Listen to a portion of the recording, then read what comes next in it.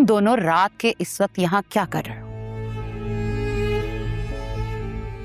Mom, वो साइशा कमरे से बाहर निकली थी, डरी हुई थी, तो मैं बस पानी दे रहा था।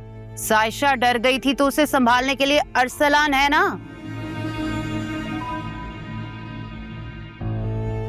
तुम्हें इसकी फिक्र करने की कोई जरूरत नहीं।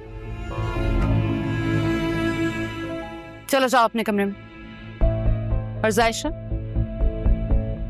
ये क्या नया तमाशा है तुम्हारा? हम कैसी बातें कर रही हैं आप? एक तो वो परेशान है, ऊपर से आप इसी को बातें सुना रही हैं। सुफियान, अपने रूम में जा। जायशा को मैं खुद देख लूंगी।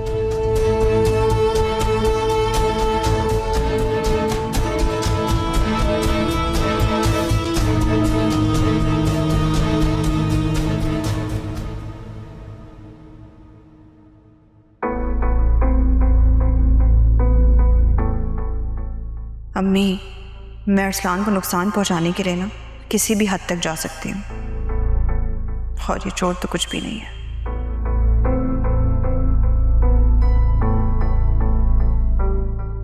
आप भाई से कुछ भी नहीं कहेंगे, ठीक है?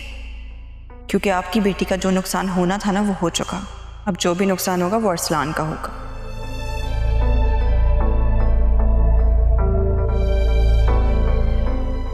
खामोश क्यों? जवाब दो। क्यों बुलाया था तुमने सुफियान को यहाँ पे? क्या बातें हो रही थी छुप छुप के? तुम्हें पता है ना कि अगर अरसलान तुम्हें यहाँ पे देख लेता तो क्या होता? पहली बात, अरसलान देख भी लेता तो मुझे उससे कोई फर्क नहीं पड़ता। और दूसरी बात, मुझे सुफियान से बातें करने का कोई शौक नहीं है। तो फिर क्यों बुलाया था उसे यहाँ? मैंने उसे नहीं बुलाया था यम्मी। मैं कमरे से डर के बाहर निकली थी, उसने मुझे देख लिया तो वो आ गया। बनो मत, ज्यादा मासूम बनने की एक्टिंग मत करो। इस घर में ऐसा क्या है जिससे तुम डर गई? जिन, भूत, या यूं कहो ना, ये सब तुम सुफियान की हमदर्दी हासिल करने के लिए कर रही हो। आपका बेटा है ना, उससे बड़ा कोई जिन हो सकता है यहाँ पे? जो तायाबू के मना करने के बावजूद भी मेरे कमरे में आ गया। अच्छा, औकात बदल ली तुमने। वो कमरा तुम्हारा नहीं, अरसलान का है, जिसमें तुम्हें रहने की जगह दी गई है, और अरसलान वहीं रहेगा। जी नहीं, वो उस कमरे में नहीं रह सकता, क्योंकि तायाबू ने उसको वहां सोने से मना किया।